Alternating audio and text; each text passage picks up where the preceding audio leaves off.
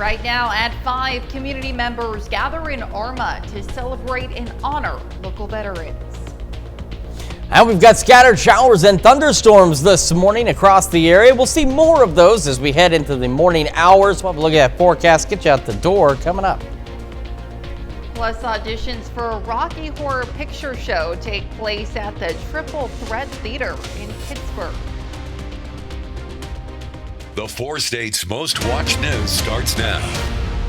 Well, good morning and welcome to the KOAM Morning News. It's 5 a.m. I'm Elise Noe. And I'm Chris Warner. It's now Monday morning here in the 4 states. Welcome back to another exciting week. Here we are.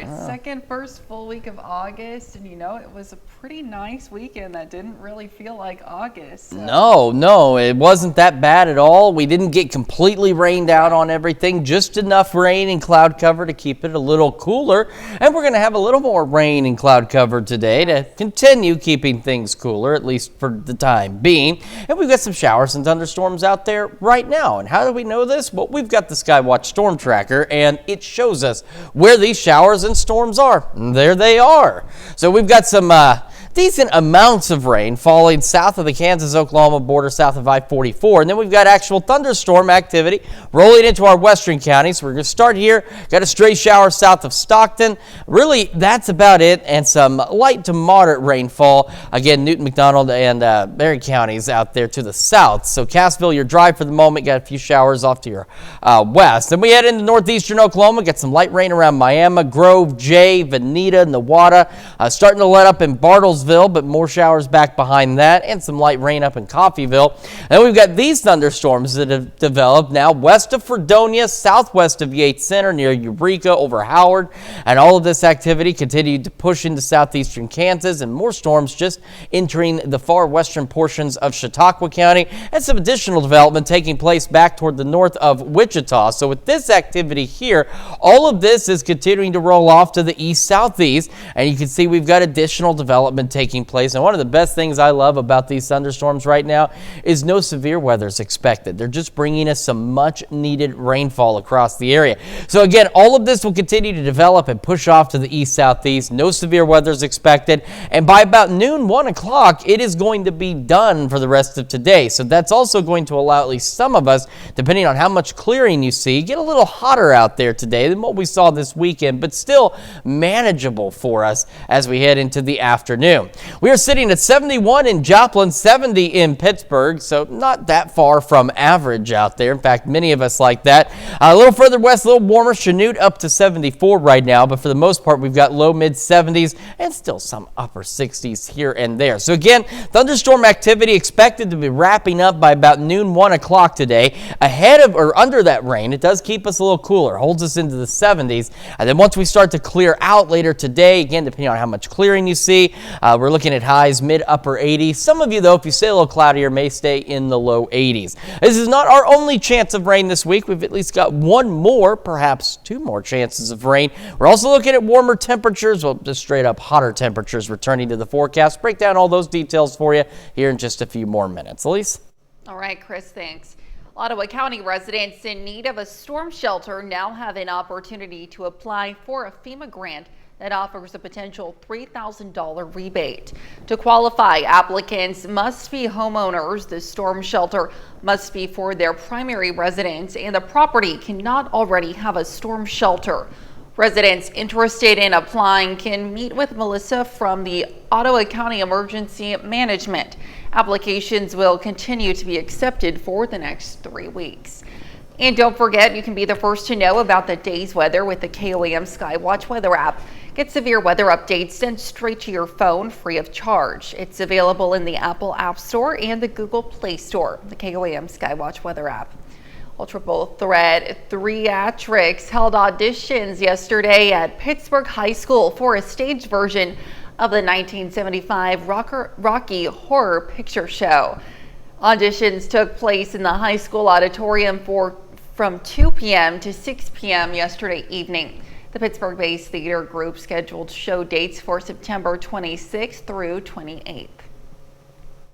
So today is a little bit different. Rocky Horror can be a fairly dance or movement heavy show. So we came out, we did dance auditions first just to get people up on stage and, comfortable, warming up, things like that. And then they go through and they will sing as well. And today we're doing kind of a cappella auditions. We're not doing backing tracks or telling them what to sing. They come in with something prepared and they jump in and do it. So around 28 people auditioned for the show.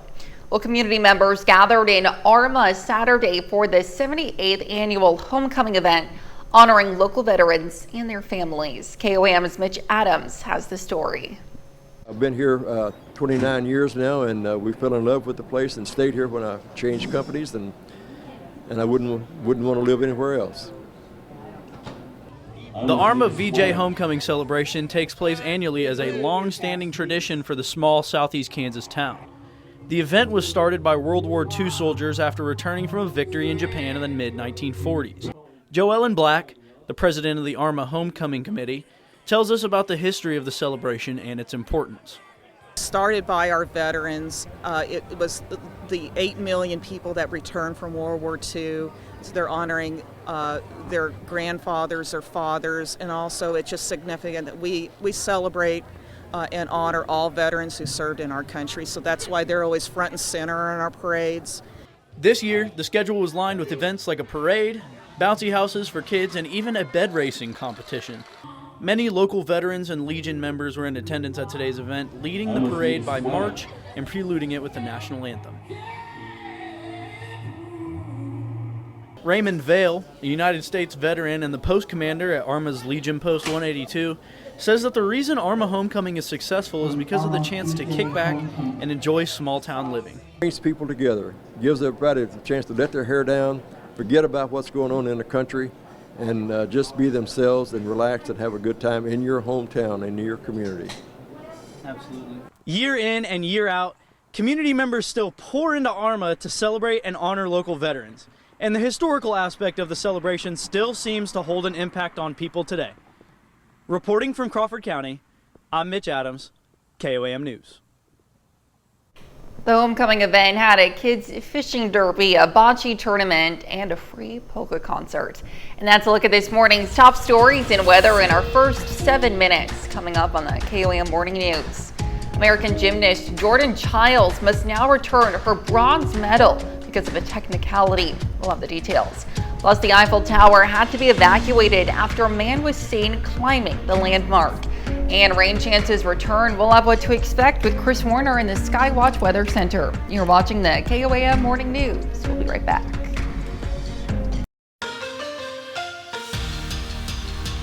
The Olympic Games in Paris have ended. Overall, Team USA topped the total medal count with 126, followed by China, Great Britain, and France. But America could have had one more. Gymnast Jordan Childs must now return her bronze medal because of a technicality. Jamie Yukas has the details. A controversial end to the Games for American gymnast Jordan Childs. The International Olympic Committee stripped her of her bronze medal in the floor exercise. Initially, Childs finished 5th in Monday's competition. Her coach appealed, saying her athletic difficulty score was undercredited and her score was adjusted. But today, Olympic arbitrators ruled the appeal missed the 1-minute deadline. The medal will now be given to Team Romania's Ana Barbosu. USA Gymnastics said they were devastated by the ruling. Teammate Simone Biles wrote on Instagram, "Sending you so much love, Jordan. Keep your chin up. Olympic champ, we love you." The U.S. Olympic Committee plans to appeal. With a nail-biter of an ending, Team USA women's basketball won their 8th consecutive gold medal, defeating host country France 67-66. Glad the USA came out on top. Also setting records, the U.S. women's national team. It's a dream come true to win a gold medal. In her first major tournament with her players, soccer coach Emma Hayes led the team to secure a record 5th gold medal. Why is the love and camaraderie of this team so important to you? Because I think when you enjoy being around each other, when you play well together, in the hardest moments you've got each other's backs. It's just like a family.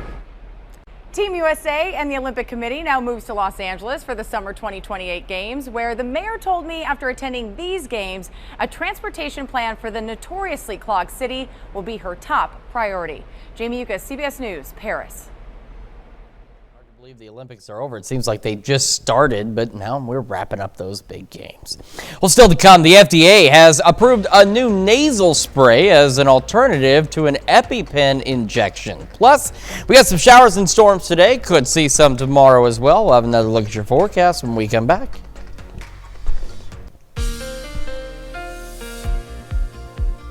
Welcome back to the KOAM Morning News. It is now 5:15 on this Monday morning, and you know how I know it's a Monday? Because the Skywatch Storm Tracker should be right here, showing us where we've got some thunderstorms this morning. And I checked all the boxes except the right box that would have put it right here. So the next time you see me, I will have the Skywatch Storm Tracker, and we'll go over the storms we're seeing. Now, the good news is we're not seeing any severe weather, nor are we expecting any severe weather. But some of you into southeastern Kansas getting some showers and storms this morning. So I do have it off to the side. It does not benefit you all at home very much, but we still have a complex of showers and thunderstorms. Elk County stretching back toward Independence to the southwest of Chanute. Then we have a line of storms that's stretching just west of Bartlesville down toward Tulsa, and then just some light rain right along the Kansas-Oklahoma border and just south of I-44. And we'll continue to see showers and storms develop this morning and push off to the east-southeast. So right now in Joplin, from our camera on the Cornell Complex, not much to see as we're looking 7th and Rangeline back to the northwest. We're not seeing much out there. We do have mostly cloudy skies in Joplin, though, so it's not like last week where we had some storms well off in the distance, but we had clear skies overhead. You could see the lightning from upwards of 80 miles an hour, or 80 miles an hour. My goodness, it is Monday. 80 miles away. However, we don't see that this morning because we have mostly cloudy skies in Joplin. Still cloudy. MoDOT camera 20th and Rangeline. We'll head over to Pittsburgh. Roads are dry for the time being, or drying out rather, after some showers overnight on the KDOT camera right there at 69 in Kansas Crossing. So again, the showers and storms we have this morning still expected to come to a close between about noon and 1 today. And then depending on how much clearing you see, that'll determine how hot you get today or how warm you get today. Some of us will go low 80s for highs. Many of us, though, we're looking at the average to be upper 80s out there across the area. Then we head into tomorrow morning at almost the same time, and we're looking at additional showers and thunderstorms. Another good complex coming through in the first half of our Tuesday. Again, nothing strong or severe expected at this point, but some good thunderstorms for sure rolling through, and the big thing bringing us some much needed rainfall. But again, by about 1, 2 o'clock on our Tuesday, we're going to be left with just a few isolated showers and storms on the backside of this, and then we'll clear out Tuesday night. And as we head into our Wednesday, we're looking at dry and hotter conditions. We'll have a little more sunshine out there, just a few clouds, and that's going to allow us to start to get really toasty as we head toward the end of this week, or at least the second half of this week. So as I mentioned, it is cloudy in Joplin, 71 right now, south-southeast breeze at 10. Across the region, temperatures for the most part not too far from average, low mid-70s, got a couple of upper 60s out there as we get the day started. So not bad by any means. And again, we also got some much needed rainfall happening. So we'll have scattered storms again through the first half of our morning. These will be a bit more widespread in the first half of our day, and they'll start to clear out in the second half of our day. We're going to go into the low to mid 70s by late morning. So again, the showers and storms will also keep us a little cooler in the first half of the day. And once they clear out and we start to have the skies clear out again, we're going to start to warm up and go upper 80s for most of us across the area. Then overnight tonight, or late through the evening, we'll have partly cloudy skies. Overnight, again, toward early tomorrow morning, some isolated storms initially. And then as the day goes on, or the morning goes on our Tuesday, we'll see a few more scattered storms out there, falling back in the low 70s. Again, right around 90 tomorrow with those thunderstorm chances. And then take a look. We unfortunately really start to heat up mid-upper 90s as we head into Wednesday and Thursday. A few evening storms Thursday. That does help cool us back to the low 90s on Friday. Temperatures hot, but not too far off of normal as we head into next week as we go low to mid-90s. That's checking your forecast. We'll be back with more of the KOAM Morning News right after this. Topping Health Watch this morning. A new report finds about 400 million people have had long COVID. That amounts to 6% of adults and about 1% of kids across the globe. The research team also estimates the global economic cost of long COVID is about $1 trillion a year, or about 1% of the global economy. They also cited studies that suggest only 7 to 10% of long COVID patients fully recover 2 years later, and some chronic conditions from it could last a lifetime. The article published Friday in the journal Nature Medicine also cites estimates that 2 to 4 million adults were out of work in 2022 as a result of long COVID, and 10% were less likely to have a job than those who never got infected by the coronavirus. Well, the FDA says no to MDMA. The federal agency declined to approve the application for the drug commonly known as ecstasy to be used as a potential treatment for post-traumatic stress disorder. This was the first time the Food and Drug Administration has ever considered a psychedelic drug for medical usage. Lykos Therapeutics cited data from 2 late-stage trials that involved roughly 200 people, which they say showed positive results for patients with PTSD. Talk therapy was also used in the trial. However, in June, an independent FDA committee voted against the treatment, citing concerns with the trial. Lykos will perform another trial to provide more information on the treatment to the FDA. The Food and Drug Administration has approved a new nasal spray as an alternative to an EpiPen injection. It's a drug called Neffy from ARS Pharmaceuticals, and it can be administered with a single dose to the nostril. FDA officials say this needle-free alternative is safe for anyone who weighs more than 66 pounds. Many children and adults need the potentially life-saving active ingredient to overcome severe allergic reactions. The FDA's approval came after analyzing data from 175 healthy adults.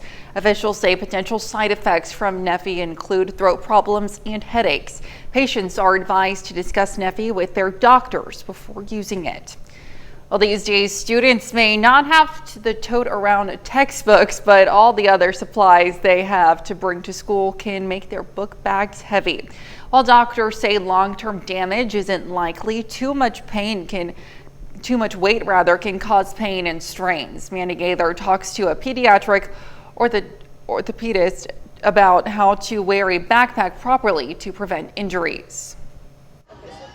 From binders to notebooks, paper and pencils, all the stuff students squish into their bags can make the school day feel a little heavy. A backpack that doesn't fit correctly or that weighs too much, though, can cause muscle strains, back pain, and even numbness and tingling. Dr. Sajith Azurf with Children's Healthcare of Atlanta says one of the easiest ways to measure if a backpack fits properly is to measure from the bump at the bottom of the neck to the top of the hip. That's how long you want the backpack to be. To help protect against injuries, Azurf says the backpack should have 2 broad padded straps as well as multiple compartments. Having a chest strap or waist strap is also a good idea. He says all of these things will help distribute weight evenly.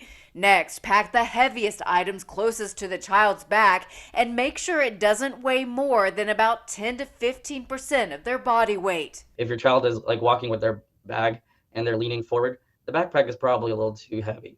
So sometimes even splitting some of that stuff to a handbag or a little disposable grocery bag. A properly worn backpack can also help prevent injury. Azurf says to make sure it sits about 1 to 2 inches below the shoulders and doesn't go more than 4 inches past the belly button. You want the backpack to kind of sit in the middle of the back, essentially. So you might have to adjust the straps and make it snug. For Health Minute, I'm Mandy Gaither. The doctor says to encourage children to pack only the things they need for that day to cut down on unnecessary weight. And he says if a child is complaining of back pain, not to brush it off. And that's a look at some of today's top health stories. You're watching the KOAM Morning News. We had a few scattered showers overnight, more thunderstorms rolling through this morning. We'll have a look at your forecast when we come back. Right now at 5:30, a maker's market in Joplin brings together vendors and community. And we've got a few scattered showers and thunderstorms out there this morning. We'll take a look at where they are, where they're going, and how the rest of our morning is shaping up coming up. Plus, Swifties and Neo Show come together to celebrate their love of the international superstar. The 4 states' most watched news starts now. Good morning and welcome to the KOAM Morning News. It's at 5:29. I'm Elise Noe. I'm Chris Warner. Every time there's 5 seconds of time, and I have to just utter a simple phrase, and it just ends it. I did have some useful advice, though, for folks that know, or at least some information here. We were just talking about this. You know, it's one thing to tell somebody, have a great day, versus... You're going with this right now? I am. Okay. Versus enjoy the next 24 hours. Think of it, you know, it's a little more threatening if you say it that way. We say, you know, we'll see you back here at noon, have a great day, versus we'll see you back here at noon, enjoy the next 24 hours. You trying to come off as more threatening? No, that's, you know, it's interesting. Same phrase, just a little more threatening the other way you say it. I guess so. But the good news is our weather is not so threatening. In fact, it is bringing us some much needed rain across the area, and we can show you that with the Skywatch Storm Tracker. There it is. And it is showing us showers and storms in primarily right now, excuse me, as I turn 13, primarily into southeastern Kansas this morning, and quite a bit of lightning. In fact, we'll do a lightning count on those storms. In southwest Missouri, just a few isolated showers around Monette and to the north and south of Cassville. As we head back into Oklahoma, some light rain around Miami, Grove, Bonita, trailing west back toward Wada and Bartlesville. But take a look, you got a line of storms just off to your west, and some heavier rain west and south of Coffeyville. And we'll watch out here from Emporia to Wichita for some additional development as all this activity continues to move to the east-southeast. And as I promised, I want to take a look at all the lightning, though, in southwestern Elk County. That is a fair amount of lightning there. And of course, remember, even if the storms aren't strong or severe themselves, lightning is still dangerous and deadly regardless. So there you go. There's 40 lightning strikes just in that little red box alone. So do make sure you're taking precautions if you're heading out this morning. Otherwise, some good amounts of rain from Howard to just to the southwest of Fredonia, Independence. Chanute, you are dry. Eureka, you are not. But we'll continue to monitor all of this as it develops and pushes off to the east-southeast. So this is where we're going to watch for some new thunderstorm development. And again, nothing strong, nothing severe, just some much needed rainfall. And that will all start to clear out as we head into the afternoon hours. And depending on how much clearing you see, that'll determine how warm you get today. Some of us low 80s, but we're expecting the majority of us into the upper 80s. 71 Joplin, 70 in Pittsburgh. We're not that far from normal right now. We're all low to mid 70s and a couple of upper 60s here and there. And as we head into the afternoon today, again, most of us highs upper 80s out there. Thunderstorms wrapping up by about noon, 1 o'clock, and skies doing a little bit of clearing as we head into the evening hours. We have more rain chances on the way and then some hot temperatures on the way, and we'll break down all those details in the full forecast here in just a few more minutes. Elise? All right, we'll see you soon, Chris. Well, kids' fishing derby was held in Arma, Kansas yesterday. The derby is part of the final day of this past weekend's Arma's VJ Homecoming celebration. Area businesses sponsored the event with more than $800 worth of fishing tackle and accessories up for grabs. Competitors ranged from ages 2 to 15. They have one every year. I don't know how many they've had. As far as I can remember, we've always had one. We care about the kids, and we are happy to put this on, and hopefully I can continue to put it on for years to come. 57 kids participated in the event. Watered Gardens in Joplin held a back-to-school event. Participants were encouraged to write a letter to a local elderly person, and in exchange, they could get a $10 voucher for any item in the thrift store and a haircut voucher to be used at a local stylist. Guests could also get their face painted and enjoy popsicles. Sometimes Watered Gardens is seen as just a homeless, help for the homeless, and that's not what we want to convey. We want to convey that we help the homeless, but as well we help the community that our non-homeless community as well. So we want people to know that we offer services like we have a mission market for food, we have our garden exchange for clothing, and that is open for partnership, or our garden exchange is open for cash purchase as well. We have more back-to-school events listed on our website. Of course, that's KOAMnewsnow.com. Well, St. Philip's Episcopal Church in Joplin hosted a maker's market in its parking lot. Around 7 vendors were available for people to enjoy, and they were selling products from food to glass beads and even pet memorials. Vendor fees go to fundraise for the church. Well, Melissa, she does the food over there. She approached me and she's like, hey, you like to sell things on the side. What do you think of this idea? And so we brought it to the church, had to go through a committee and get approved. And then once it got approved, we started doing it. The next market will be held on September 14th. Well, businesses in downtown Neosho held a Taylor Swift scavenger hunt. Participants were able to go to 14 businesses and take a picture of a secret item for the hunt. The event also included snake handling, a Taylor Swift and Travis Kelce costume contest, Taylor Swift karaoke, and trivia. I just love seeing people happy. Our first group that came through was a family, a dad and his daughter and son, and they were doing this together and they were looking for the clues, and there was just so much joy in it. And that's, I think, what is the best part, is to see families out having fun. Winners of the hunt were given gift cards to area businesses. And that's a look at our top news stories coming up this half hour on the KOAM Morning News. At least 8 people were killed and 14 more are injured after a landfill collapses in Uganda's capital. Plus, Israel targeted a school turned shelter in Gaza and is now looking like one of the deadliest attacks. We'll have the latest. You're watching the KOAM Morning News. Topping World Watch. The area around the Eiffel Tower had to be evacuated yesterday after a man was seen climbing the landmark just hours before the Olympics closing ceremony.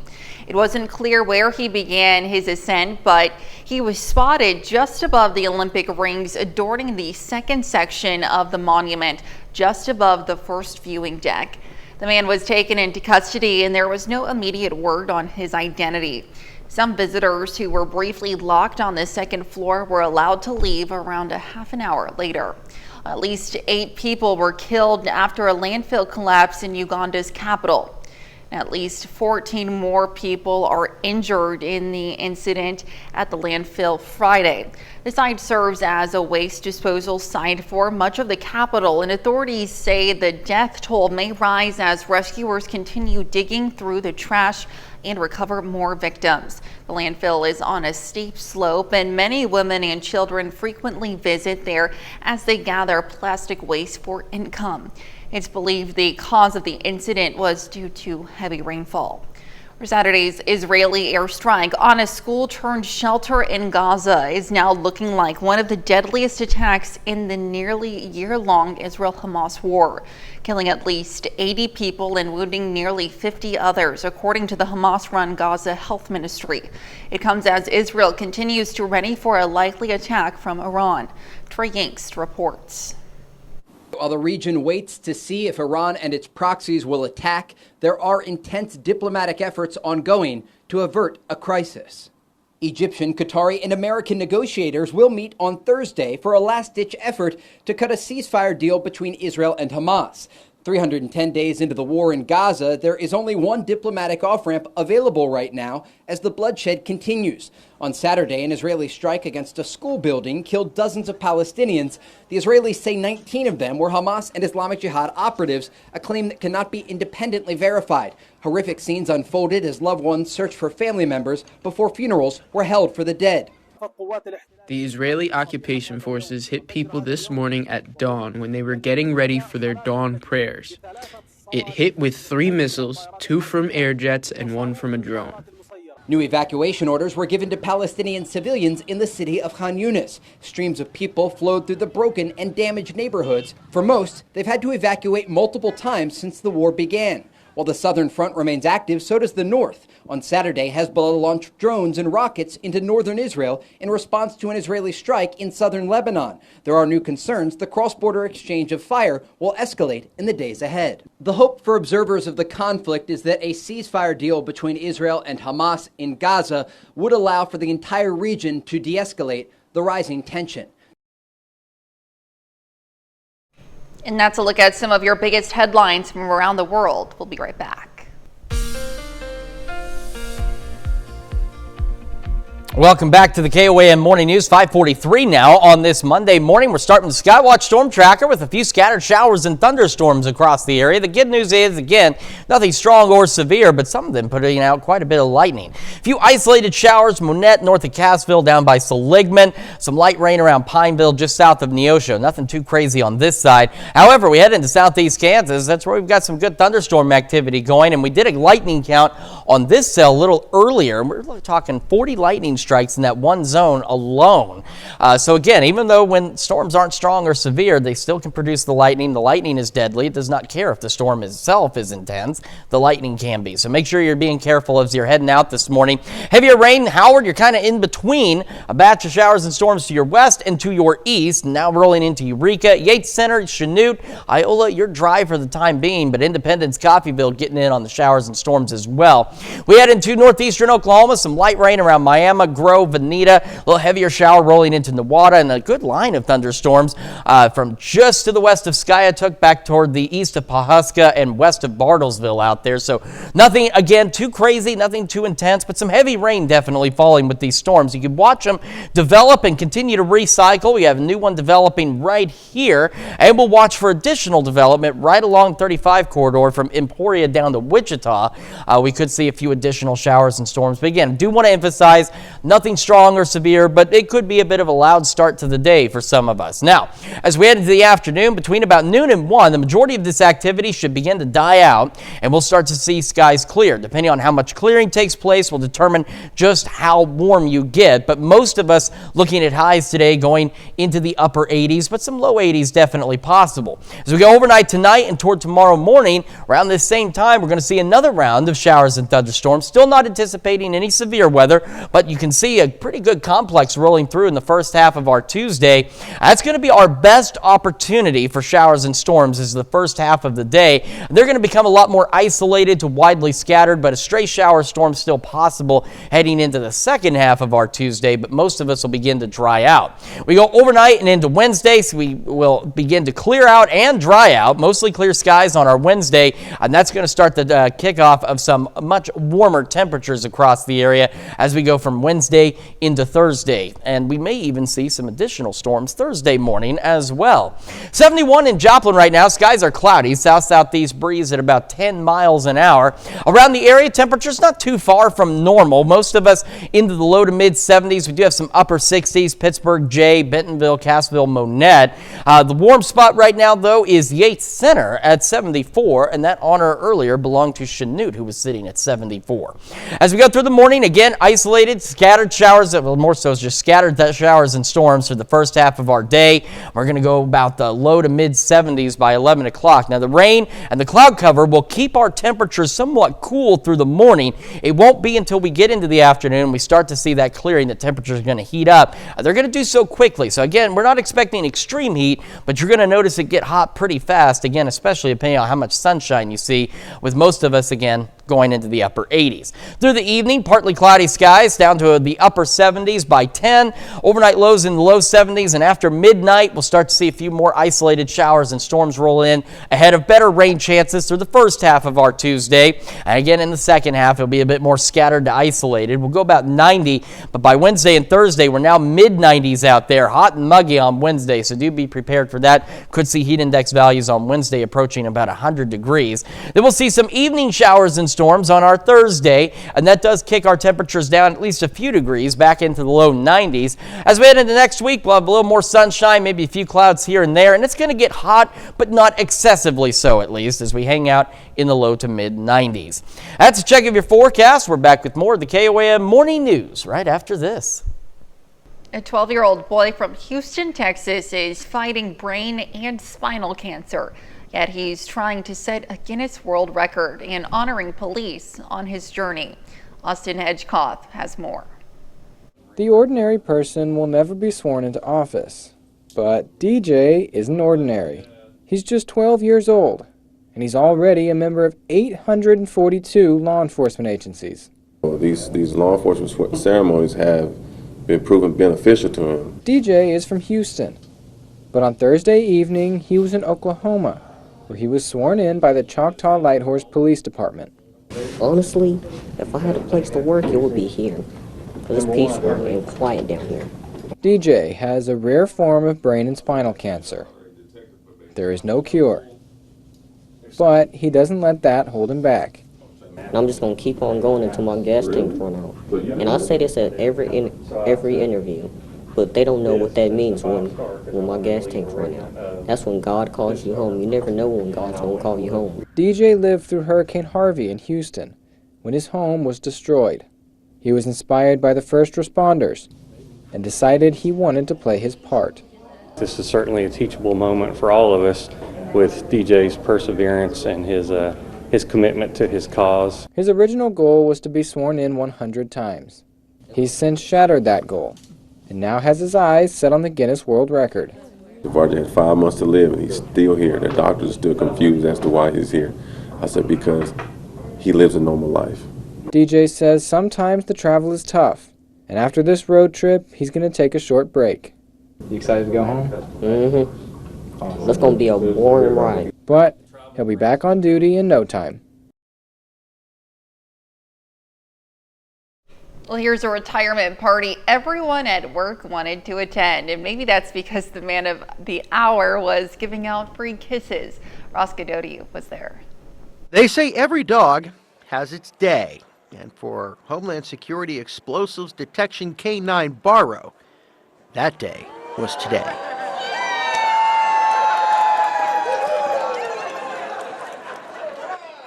He's been with me through a lot in these last 7 or 8 years, thick and thin. Agent Lawrence Sharp is Barrow's handler. For Sharp, he's more than just a dog. When I'm sad, he's there.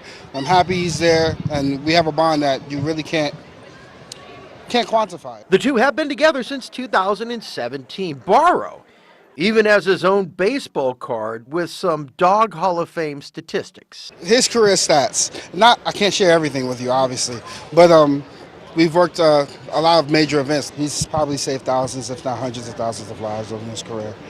That's why I love him. Some of Barrow's canine friends showed up to say goodbye to their bomb-sniffing buddy. So what's next for Barrow? Well, now that he's retiring his badge, he's gonna live with Agent Sharp and be nothing but a hound dog. He knows his home. He knows that means he gets to relax. I'm not searching anything. I'm going to go lay down over here. Stop talking to me that. Agent Sharp says he will, however, be treating his best friend to a seaside vacation soon. Ocean. I think he wants to swim. And he will be swimming a lot. Agent Sharp will now head up the Homeland Security canine operation at the airport. And yes, it won't be quite the same going to work without this very, very good boy. I'm going to miss working with him a lot. Sometimes it's a little sad thinking about. I love everything about him. Barrow's career was spent at the Pittsburgh International Airport. Stick around, we'll be right back. Well, Mexico has set a Guinness World Record for the greatest variety of flavors of basket tacos, which are known as tacos de canasta. Basket tacos are an especially popular dish in the state of Tlaxcala and especially from the town of San Vicente, Chilocochilta.